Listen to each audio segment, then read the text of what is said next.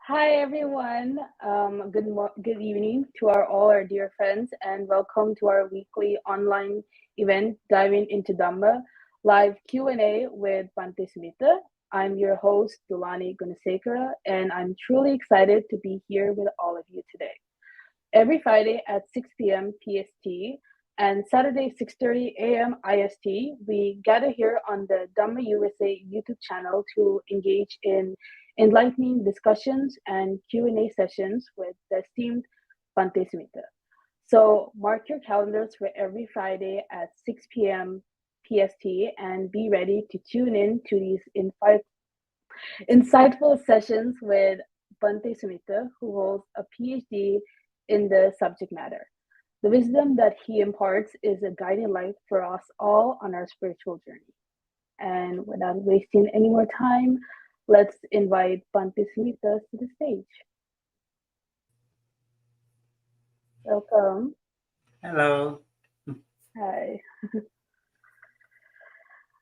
Yes, how's everyone?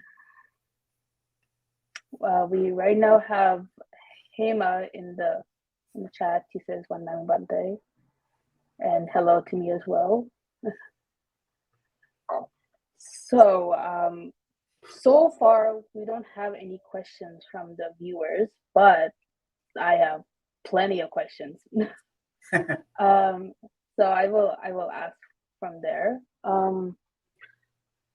So my first question is, in modern day, there are various schools in parts of Asia that offer various interpretations of Buddhism, such as Mahayana Buddhism, Zen Buddhism, and so on and so forth. How does that diversity affect the core teachings of the Buddha? That's a very serious question. So what happened, I think at the beginning, we know when the Buddha passed away, there were already some monks raising voice, the Subhaddas. It is said Subhaddas Abhadda Vachana. So one monk was there, like a revolutionary person, kind of like a rebellion. So that person was already making some noise, and the senior monks were very alarmed. And so some people at the beginning of the Buddha Sasana, they all entered with a very pure heart. They all wanted to become enlightened. That's it. They didn't want anything else. Later on, the people, they had different perspectives, different opinions, and also different intentions. Why did they wanted to enter the sasana? Just for the survival. That was the problem. And later, when the Buddha passed away, the monks headed by Venerable Mahakassapa and Venerable Ananda, Venerable Anuruddha, and many other senior monks, great Arahant monks. And they thought of having a great assembly of Mahasangha. So that is why they had the first Buddhist council, right? After the first Buddhist council, the Dhamma was, they kind of verified the Dhamma. This is the main objective of summoning the first assembly, Buddhist council. And 500 monks were verifying, they were repeating, okay, this is the words of the Buddha. Of course, Buddha has spoken for 45 years. I don't think it will be possible for all the words to be recorded. And so we can see only the precise summary of the Buddha's teachings were there. And in different parts of these teachings already verified at the council were assigned to different monks. For example, the long discourses of the Buddha was assigned to Venerable Ananda, and his disciples, his students, and they were taking care of the Diga Nikaya. We call Diga Nikaya, and they were called Diga. Later, Venerable Sariputta already passed away by that time. And Venerable Sariputta and the other monks, but Venerable Sariputta's disciples were there, and his disciples were assigned to take care of the Majjhima Nikaya, middle-length sayings, middle-length discourses. And then it was Venerable Mahakassapa and his disciples that were taking care of the Samyutta Nikaya, kindred sayings or connected discourses. And Venerable Anuruddha was assigned along with his disciples to take care of the Anguttara Nikaya. And other monks were asked to, all the other rest of the monks were assigned to take care of the other rest of the suttas, rest of the Nikayas. Actually, it is said Khuddaka Nikaya. So basically, we can see at the beginning of the Sasana, first council, it was mostly the Sutta Pitaka. It was mostly the Sutta Pitaka. Plus, Vinaya Pitaka was assigned to Venerable Upali. Venerable Upali and his disciples. And so it went on, but within the first 100 years of the Sasana, there were a lot of debates. People didn't know. Like they were confused, and there were a lot of opinions, different perspectives of the monks. And therefore, we see the Second Buddhist Council also was summoned. And then again, when King Ashoka was reigning, then there were other monks too. There were other monks who were again having many different opinions. And so the original words of the Buddha have been misinterpreted and differently interpreted. And so there were a lot of confusions, especially when it comes to the Sasana, where we can see like geographical areas, different geographical areas, and many other things happening. And therefore, the confusion was there. And so the road was changed in different countries due to weather and other things. And then when there was no communication, like today, so still there were different opinions. And what happened?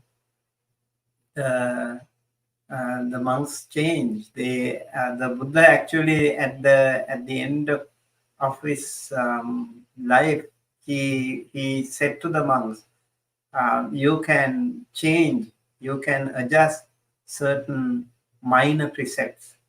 It's okay depending on the circumstances. And so these minor precepts, they were nobody knew what was to do with that. And that is why at the beginning, Venerable Mahakassapa said, we should not change anything. We should keep it as it is. The Venerable Mahakassapa and the First Buddhist Council, monks decided not to change. But later, due to many reasons, it was changed. So they differently interpreted, and then it was, that is why we had the Theravada Mahayana, or early Buddhism and later offshoots of Buddhism. And then even within the Theravada and the Mahayana, there were so many other branches as well. And that is why you see today Zen Buddhism, for example. Zen comes from Chang and Jhana and Dhyana.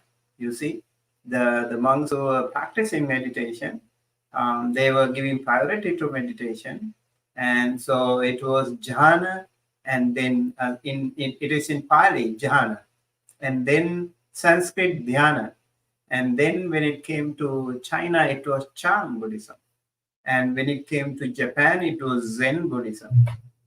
Okay, you see now different variations were there, and then also different teachers, different masters, and time gap and geopolitical situations, cultural mixtures, all things were merged together, and then there were different opinions of Buddhism.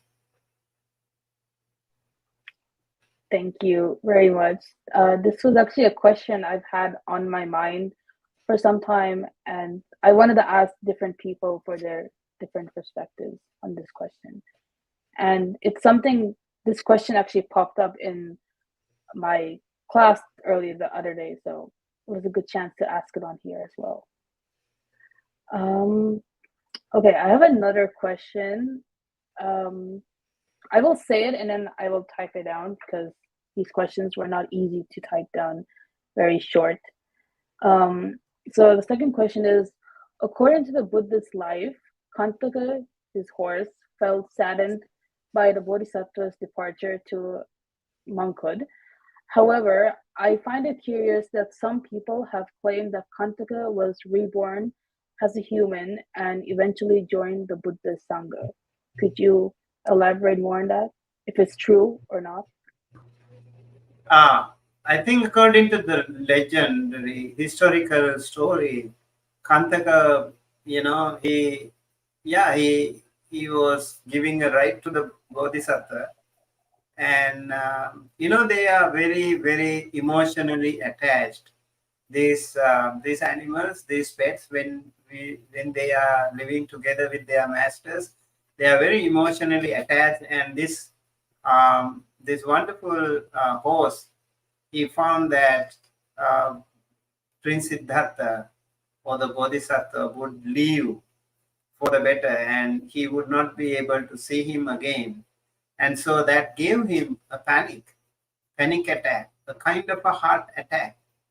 And it is that he passed away with that. And according to the Buddhist history literature, it is said he was born with the Buddha. Prince Siddhartha, Venerable Ananda, Princess Yasodhara, there were some people who were born together. Kanthaka was also one like that. And so he could not bear the pain. It was excruciating pain for him, and then unbearable, and he got maybe kind of a heart attack, and then he passed away. And what happened here, it is said, when you have a good heart, you have been devoted, even in animals. It is said Kanthaka was born in the heavenly realm, not as a human being, as my knowledge is concerned. So Kanthaka was born as a deva or celestial being, and some others like we know, like Manduka, for example, was like that. Manduka means frog. A frog was listening to the Buddha's Dhamma one day, and it is said just he was maybe curiously watching, and then suddenly the other people who were assembled there, and one had a walking stick, and he pressed the walking stick onto this frog, and he didn't know, actually, unintentionally. So he passed away. It is said he was also born in the heavenly realm. And similar stories like some elephants, some other animals, some owls, when they were listening to the chantings, listening to the prayers. So it is said they were born in the heavenly realm. So these things could happen even to the animals. There are some animals who can be very sensitive, very highly intellectual animals also there, and they can also feel, they can sense, and hopefully to be born in the heavenly realm doesn't need so much. Just the last moment, last moment of your life should be a good one, a happy one, and you probably can be born in a better realm. So that is why it happened to Kanthaka. I see. Because when I was in Sunday school many years ago, we learned that Kanthaka passed away because of a broken heart since Prince Siddhartha left. But then I think a couple months before, I read somewhere that Kanthaka was reborn. So I wasn't really sure about that part because that wasn't something I learned in my past. So I wanted to clarify that small detail. I probably think this story can be there in some Atakathas, commentaries, and also probably Mahavagapali of Vinaya Pitaka. Some of the stories of the Buddha are there. And Mahaparinibbana Sutta also records some incidents. Yeah, and probably some of the Atakathas can be found with these details. Okay, I will take a look later on. Thank you. Something you mentioned while answering my question is, could you explain more about the people that were born alongside the Buddha, either same time or same day? I think you mentioned Ananda, Yasodhara, Kanthaka is one of them. Could you explain more about that? Like I think they were probably doing those paramitas together, you know, and so Venerable Ananda and Yasodhara and also Kanthaka, and I remember there were like 5. I don't remember all of them though. Probably, yeah. Probably Yeah, that's there should be one more. I'm not sure. That's the same with me. I learned this like I think 8 years ago when I was learning Abhidhamma, and my former teacher mentioned about this, but I can't find my notes on it, and it's a very important. Okay. Yeah, I could probably find it later on, and yeah.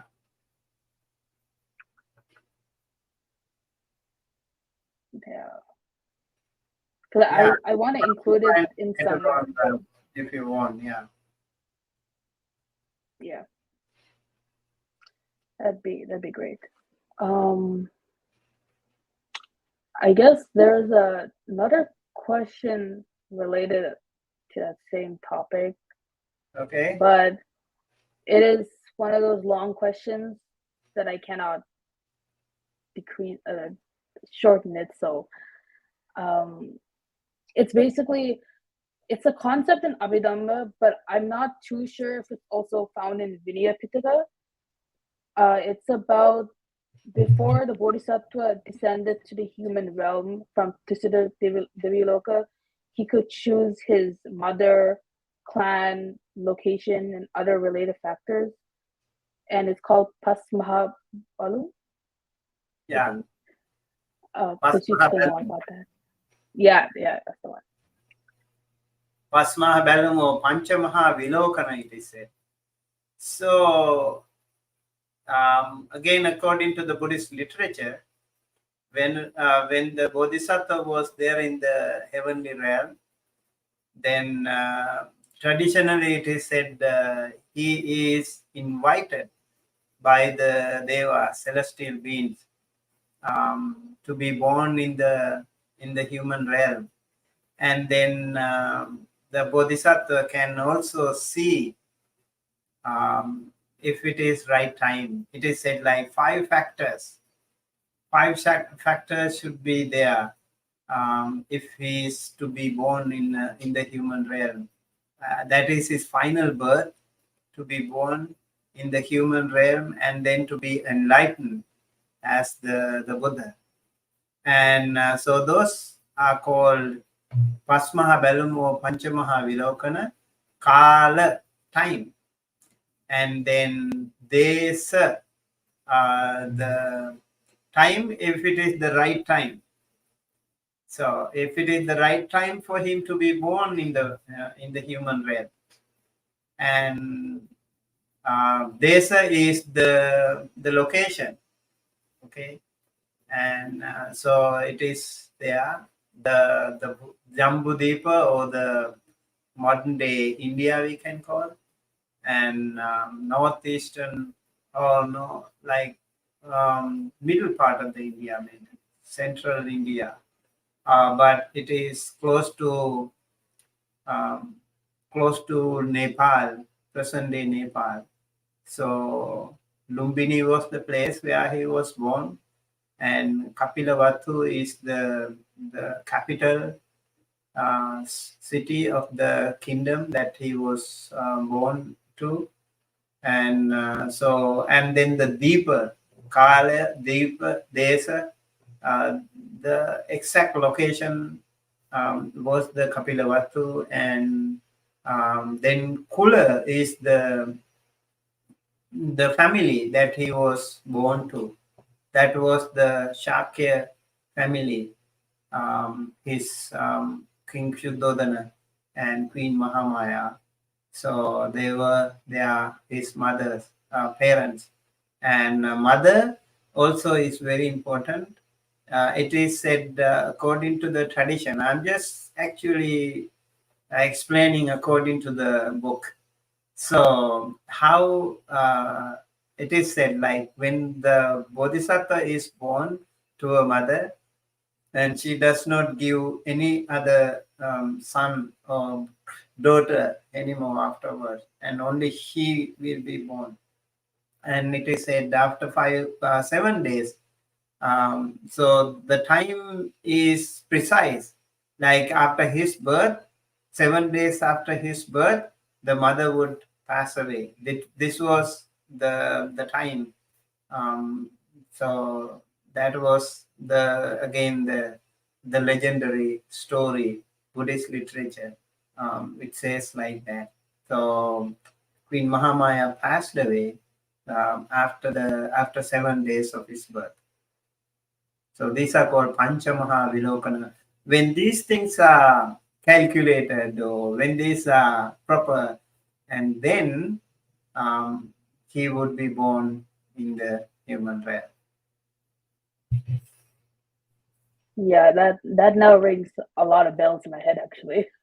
I remember my teacher explaining about those terms, but I couldn't remember all of them. I think I only could remember Kali only at the time. Right time. Yeah, right time. And I think it's a right time for me to remember them too.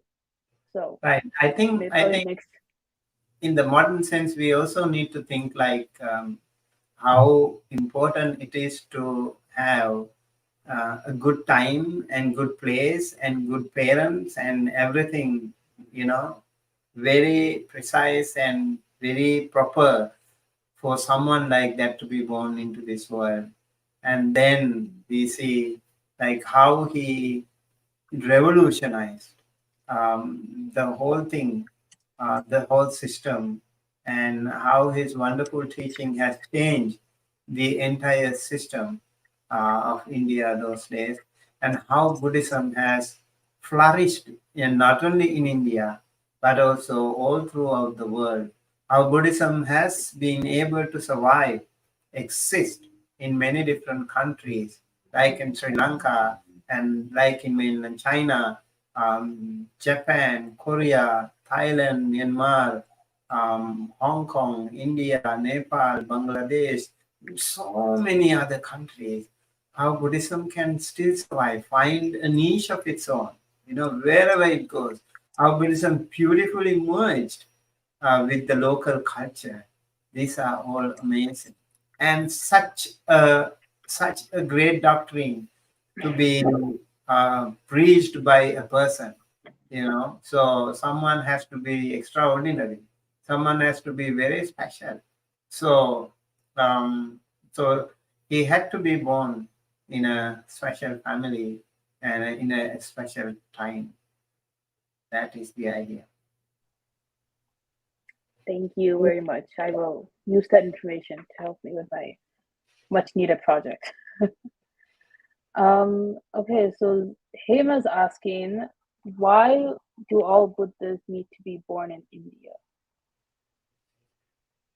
A good question. Yeah, according to the tradition, like I don't think the world system, if it is to be changed, the world will change. So I don't think like India will be the same when Mm. the world system is changed. The whole thing will be gone, and India will be no more, not even the earth.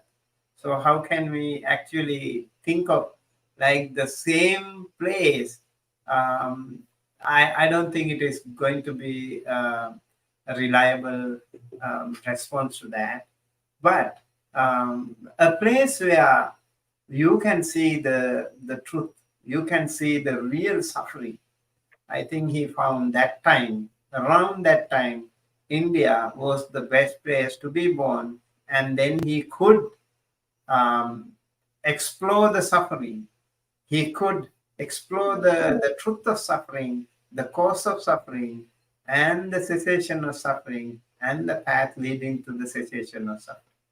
That was there. I think we need to be practical in this case. Although, like according to history, the Buddha would be born all the time, same place in India.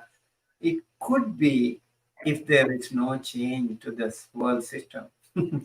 If we think the Buddha's teaching itself says everything is subject to change, everything is impermanent.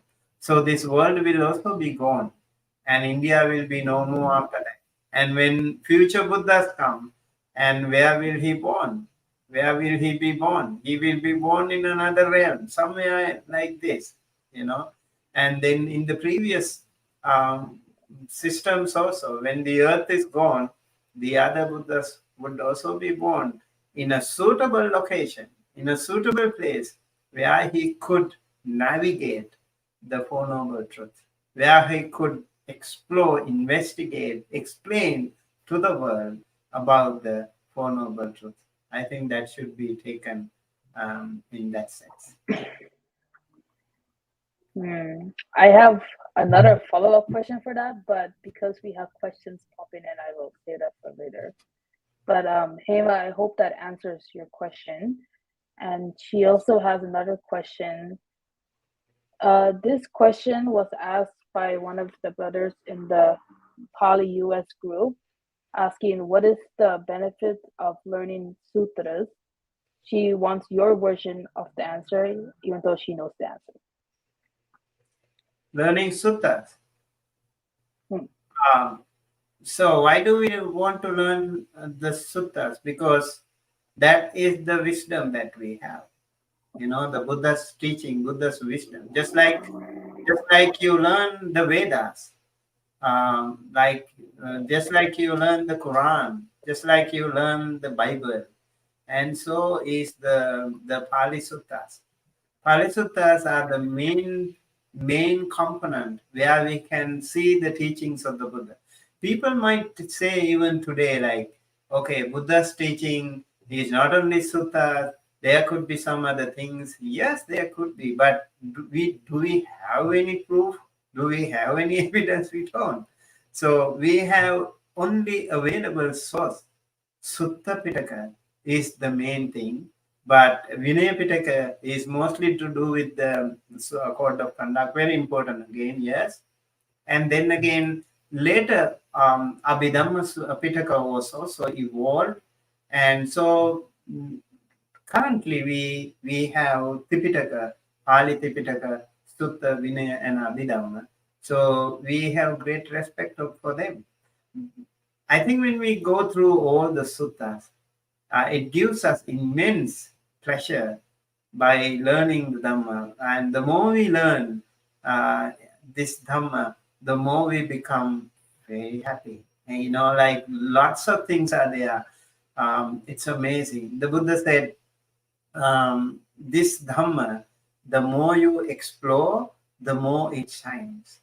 That is the thing. The Dhammo vivato virochati, it is said. The more you hide it, the less it shines.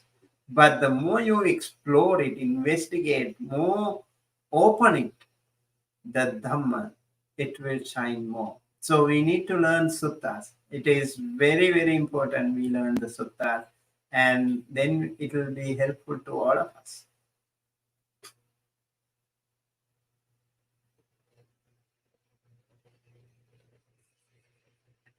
I think you are mute. Sorry. I thank you for the wonderful answer. And I think I also answered this question too in that group as well, but it's good that we're getting a lot of perspectives on, and I think it's very similar though to what I said as well. Um, I hope that answers your question, Hema. Yeah, I think We have a it's also a great idea to post some questions in the Pali group or whatever group we have. But then we can probably help more people when we ask those questions on the Sunday, Friday Q&A session. Yeah, actually, I was gonna bring up that question, but you already did, so that gets Next my time job. we can encourage them to ask these questions on Friday so that we can elaborate them more. I agree. So we have a question from Sud saying, "Dear Bhante, when one gets thoughts of anger, let's say, but doesn't act on it, but realizes it's due to previous karma, and instead willfully develops loving kindness, will the anger create more negative karma?" Okay, this is an interesting question. Like when one gets thoughts of anger, doesn't act on it. This is really, really important. Realizes it's due to past previous karma, and instead of willfully develops loving kindness, will anger create negative karma. If you do not proactively, engage in the loving kindness process, then yes, negative karma will definitely be generated. There are some people with, like more different temperaments. Like we have 6 kind of temperaments in Buddhism. We say Raga Charita, Dosa Charita, Moha Charita, Saddha Charita, Vitakka Charita, Buddhi Charita. So 6 kinds of temperaments we have in among our people. So some people are more into desires, more lustful temperaments. Okay, so they are very aesthetic kind of people. They write neatly, they walk differently, and they do things very nicely. So the way they behave is slower and nice. Okay, but when it comes to those charita people, the hatred or ill will temperament people, that also reflects their blood group, their blood type. The Ragacharita people are more calmer kind of people, and then those Charita people are more warmer, like their blood is like it's natural, it's happening to them.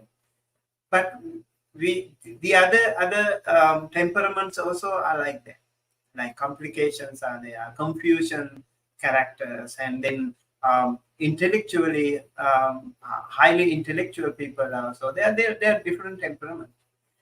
But when we want to work on this, there are wonderful meditation techniques for them to balance them. So let's say like you are a Raga Charita person, and then you have to work something against those temperaments. Like you are more lustful, or you are more desirous. You have more desires. So what you need to do is you need to practice something on the impermanent side, like asubha bhavana, the the awful nature of the body, for example, and the death, for example, and the impermanence, for example. That can be very helpful. You see the reality of the life.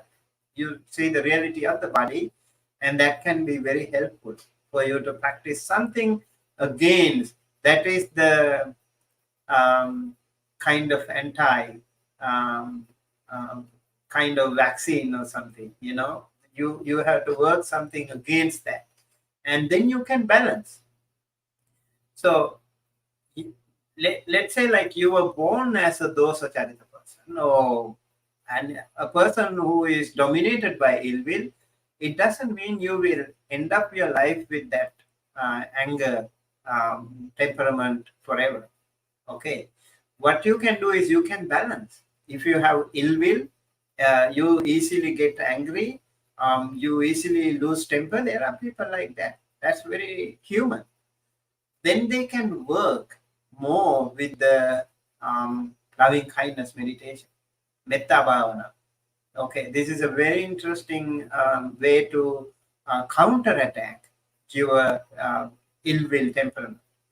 Metta, Karuna, Mudita, Upekka, the four sublime states, like the loving kindness, and then the compassion, sympathetic joy, and equanimity. When you practice these things, you definitely can balance. And that is why the many meditation masters have instructed the practitioners to practice these meditation techniques so that you can balance your temperament. So one more thing, like Ragacharita person doesn't mean that he is 100% Ragacharita. He is also mostly dominant, yes, but then he has some other temperaments, some features of our other temperaments too.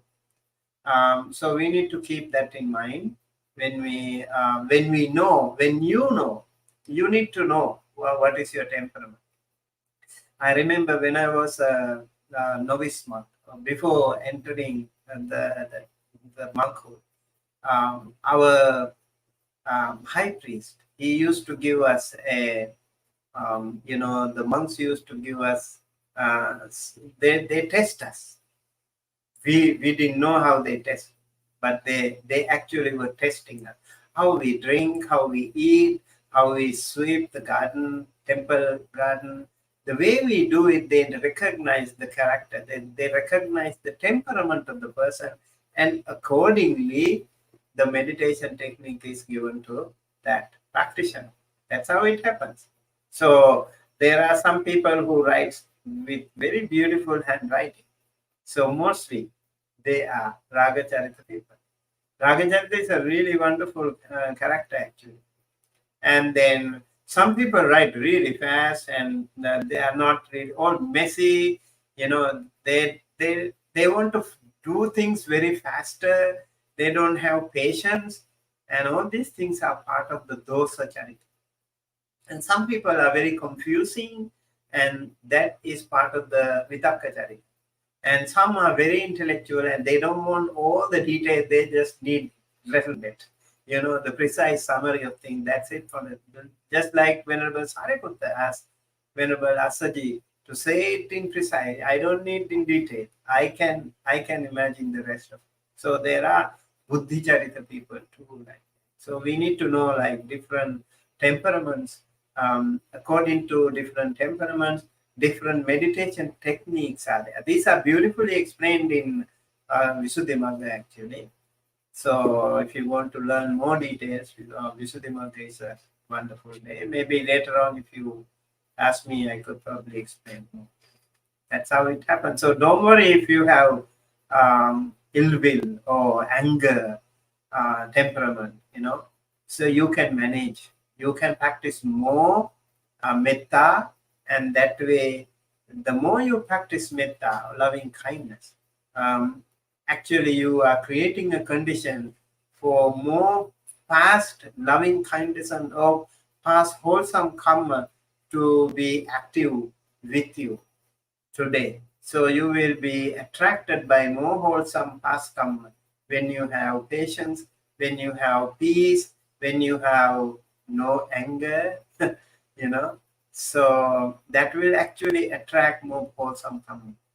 But if you don't have that, if you get angry easily, if you panic, you yell at others, you scream, and then you are actually attracting more negative karma. You actually creating a kind of you create a kind of vacuum, so that all the past negative karma will be attracted. We have to be very careful. It depends on how you do it. So if you know your weakness, you have to work accordingly. Thank you very much, Bhante. I hope that answers your question soon. And the question that popped up before, no one saw that. It was nothing. It will show up now, though. So this is a Buddhist cosmological question, because I am very interested in this area. But speaking of Jambudvipa that you mentioned in a previous question, I believe, does the island or continent, the continent, represent the face of India, or does it represent Earth, as seen from Mount Sineru? I think it should be the continent, Asian continent. Yeah, Jambudvipa is mostly to do with those days India. It was a much larger country than today. Like combination of Pakistan, Afghanistan, and also Nepal, Bangladesh. All these countries were together. Probably that whole area should be Jambudvipa. Okay, thank you. Have another question. What is the difference between Maitri Bhavana and Metta Bhavana? It's the same thing. Maitri is the Sanskrit word, and Metta is the Pali word. Yeah. So, yeah, I think the techniques is the same. You can practice Metta. I personally feel very happy if anyone is practicing Metta. You can change your life for the better. You can change your life. You can change others' life.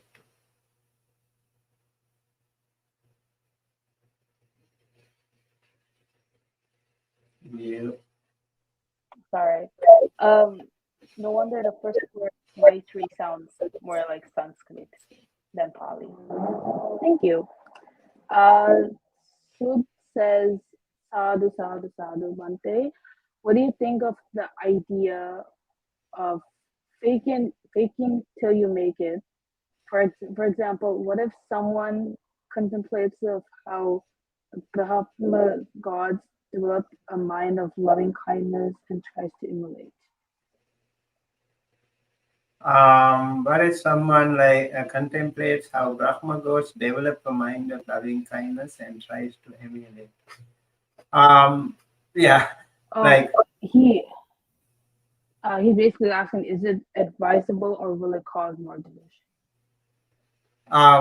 You see, like you mean fake it and make it. I think like let's say like when you are angry, I think the best way is not to react. Verbal reaction is the first thing people do. Definitely, it is the mental reaction. Yes, when you are mentally reacting to anger, you already become a changed person. Your face is changed. Your face is changed when you are angry, okay? And your smile is gone. You become dark, and your blood changes, and your brain waves, your heartbeat, entire body system change when you are overwhelmed with anger. And then, first reaction is maybe you say something, you know, you say something with that poison, with that venom you speak, and every word you speak can be like shooting at others, shooting at bullets at others. So this is really can be very dangerous. You can hurt others so badly, and maybe years of relationships can be gone, can be shattered into pieces in a fraction of a second. You say something when you are overwhelmed with anger because you are out of control. You don't know how to control. You are out of control. So this thing can happen to us. We have to be extremely careful. When you recognize you are angry, do not say a word. Do not say a word. Control your word, speech. That is very, very helpful at the beginning, I must say. Maybe later, if you really want to say something, when you are calm down, you can go talk to that person. Everyone is calm down. Go for a tea or coffee, then speak. That's okay. When you are cool and you are in control then.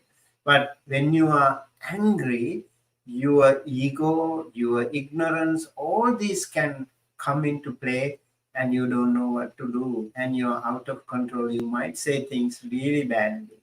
And also people can be physical. You might even react bodily.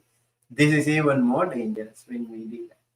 So we have to be extremely careful when we are angry. So what we can do, maybe if you are angry, you fake it.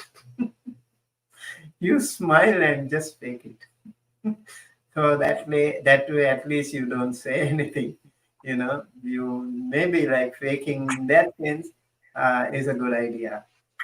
You fake it and you smile, and you can actually think of the Mara coming to you or the anger coming to you and trying to pinch you, and you are smiling at the Mara. Or also you can see of the other person. Let's say like somebody said something to you. You think, oh, this skeleton or this five aggregate said something to the other aggregate, five aggregate. You're like two skeleton. You can just imagine if you can. Two skeletons are at loggerheads when you are angry. If you try to somehow not allow your ego and your ignorance to dominate, this is the idea. So by word, by body, and by thought, we have to be careful when we are in anger. So, thank you very much, first of all. We have a lot of questions, but it seems that we're coming close to the end of our session. It's okay. However, Let's try to answer some more questions if we have a lot. yeah, we have a lot actually. So the first person asked from Nimi Vishal, they ask, after how many years is Maitreyi Buddha coming to Earth? Yeah, that's a good question. Actually, I don't know. So again, they might be waiting for the right time. Again, remember, they are also waiting for the right time. Right now, no way. I can definitely say for the next 2,500 years, no Buddha. Because it is said these 5,000 years are actually Gautama Buddha's sasana. So during this Gautama Buddha Sasana, there cannot be any other Pacheka Buddha or any other Sammasambuddha. There is no way. So we have to think of it seriously, as the Buddha, the Maitreya Buddha is not coming in the next 2,500 years, means we do have more than 25 births.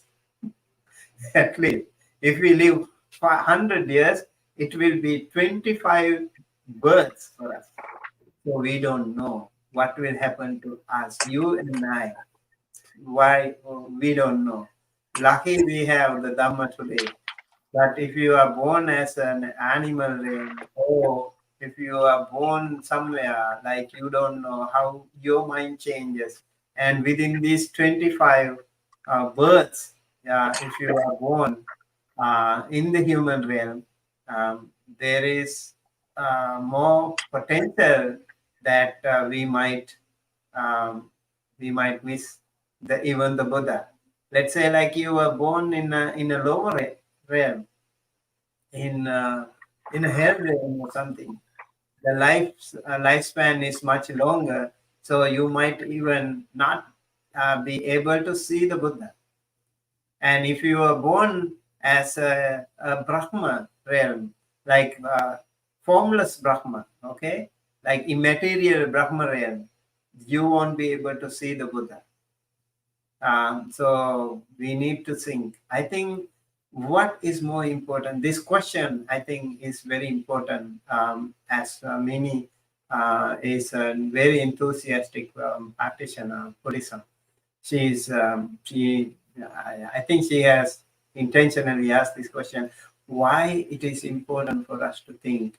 Now, like, how do we see the Buddha? The Buddha said, Yo dhammang pasati somang pasati, yo mang pasati so dhammang pasati. So if you want to see the Buddha, do not wait for Maitreya Buddha to come. You see the Dhamma. You see the Dhamma today, and then you will see the Buddha.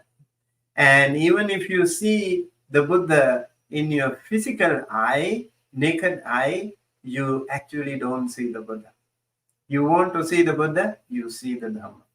Yo dhammang pasati so mang pasati, yo mang pasati so dhammang pasati. The Buddha said, actually, this was said to Vakali.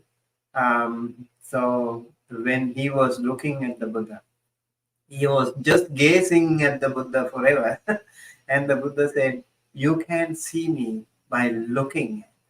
You can see me when you practice the Dhamma, you learn the Dhamma, you investigate the Dhamma, then you see me.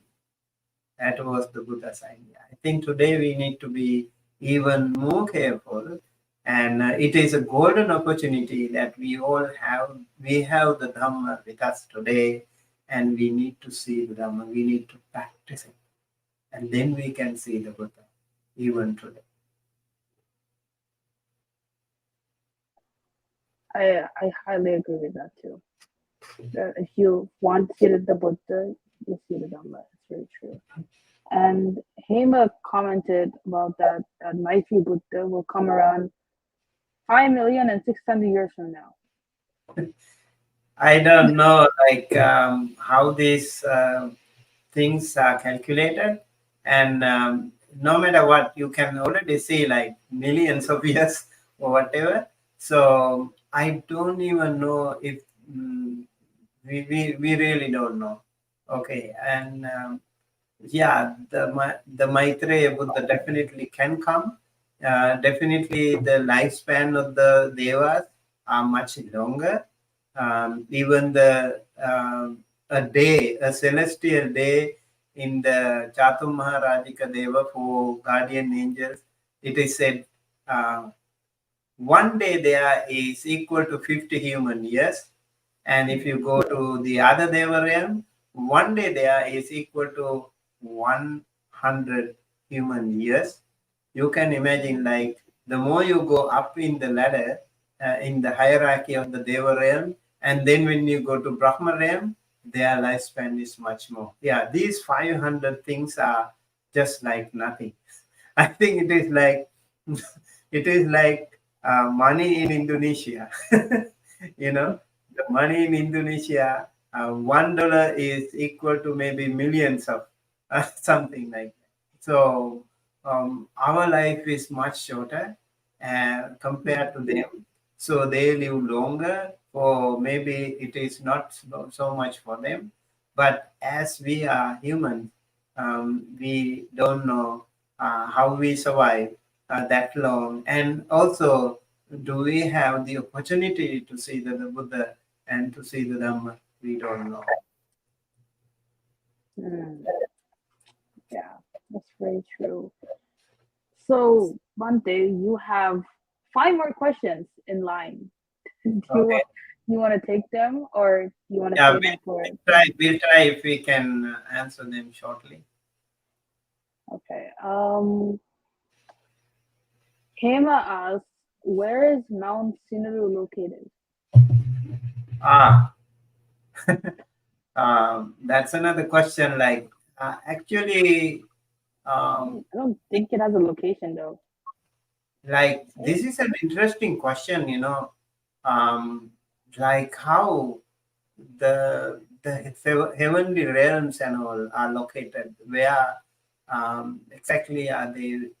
It's something like that. And I remember one time somebody talked about maybe Sud, he's a doctor, he probably knows it better too. Like in quantum physics, we also have like 2 dimension, 3 dimension, different spaces. Okay, and when we have those different spaces, we probably don't see them. And it is said the Mount Sineru is something. It's not definitely the uh, the Himalaya. Great Himalaya mountain is definitely the largest mountain we have.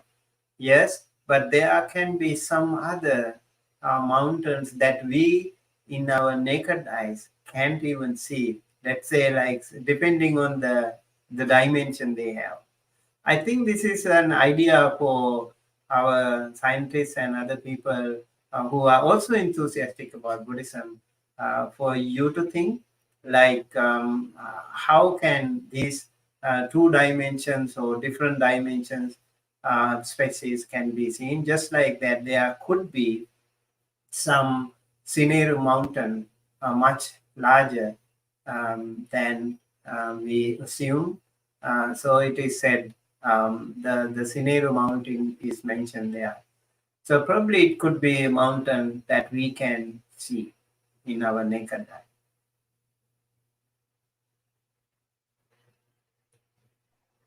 Yeah, that's actually a pretty good question. I've had many questions related to cosmology, but that's one of the questions I've been thinking about too. Um, okay, we'll keep going if Bhante's okay with that. Mm-hmm. You want to take another question? Yeah. Does living a simple life, even when is a householder, is a good karma?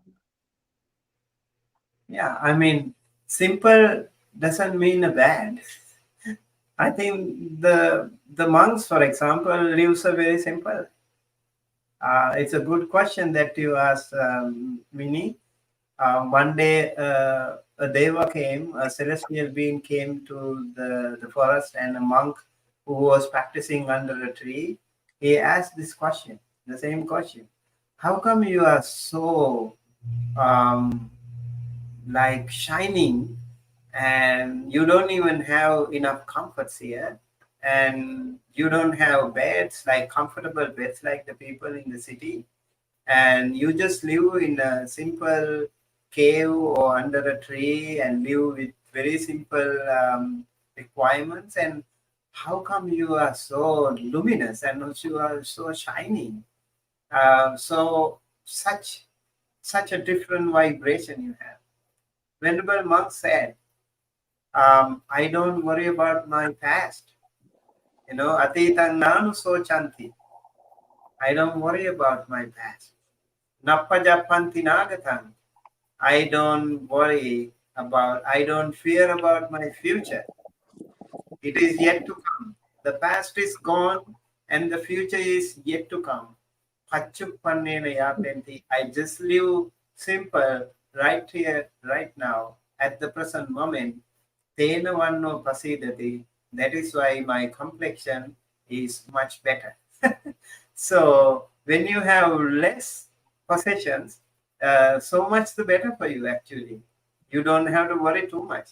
Like let's say like a homeless person, you don't have anything to protect.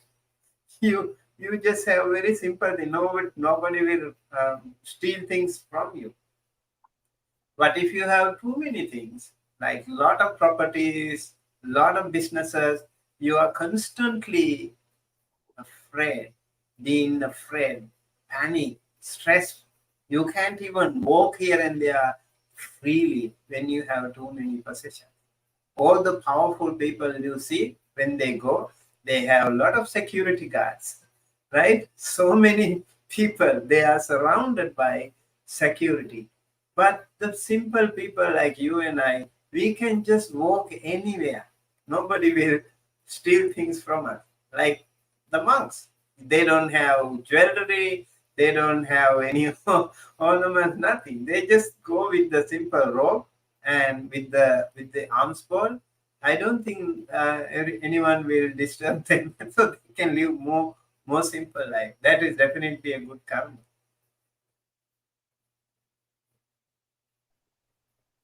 Thank you so much. I hope that answers your question, Mimi. We have another question from the same person. They ask, how should one console a person while dying, or what should one think while they're dying? Well, it depends on the person, what kind of a person is that, and also depends on the situation. Like, what can we do is to be gentle and to be kind to that person and not to push him or her. We just show our compassion for that person. We can actually think of that person and honestly speaking to him or honestly praying for that person is a great idea, especially when someone is dying. And I remember I have visited number of hospitals, like when the people were dying. I was all along with that person, and probably that person didn't even know my chanting. But I was doing the chanting for that person who couldn't even open the eyes. I just closed my eyes and I was connected to that person. I was chanting with a good heart, with a pure heart, sending loving kindness. May that person feel comfortable, peaceful inside, so that he or she can, end the life with less distraction and discomfort. So I think it is very important. As Buddhists, we can do some chanting, we can pray and just stay with that person, not giving that person so much stress. I think that's a good idea. Right. Oh, great. So you have many more questions. Okay, I think we can call it a day. Maybe we will ask them to come up with these questions next week. Yeah. So it seems that we are coming close to the ending of the session. And I would like to first thank Bhante for your insightful and elaborate answers to all of our questions. We all appreciate your valuable time to come on here and share your wisdom and knowledge with all of our friends from the globe, online, and wherever they may be. And for our viewers watching, the questions that you have posted here, I would suggest to write them down so that we can ask them again in our next session. And also make sure you're following us on Dhamma USA socials, YouTube and Facebook to be updated with the latest notifications. And don't worry about your questions that were unanswered. We will get to them in our next session on Friday at 6 p.m., which is 22nd. And thank you again for our viewers joining us. And we look forward to seeing you every Friday with at 6 p.m. PST for diving into Dhamma, live Q&A with Bhante Sumitta. And before we end, may I ask Bhante to deliver some blessing verses for us? First of all, I'd like to apologize. We had a wrong subtitle here. And thank you so much for joining us, everyone. And I would like to invoke blessings upon all of you. And also, it is very good that we continue to discuss the Dhamma. And the more we discuss, the more we learn. And the more we learn means the more we practice. And then the more we practice, the more we see the Buddha. If we know the Dhamma, we see the Dhamma means we see the Buddha. So if you are interested in seeing the Buddha, we need to practice. We need to learn the Dhamma.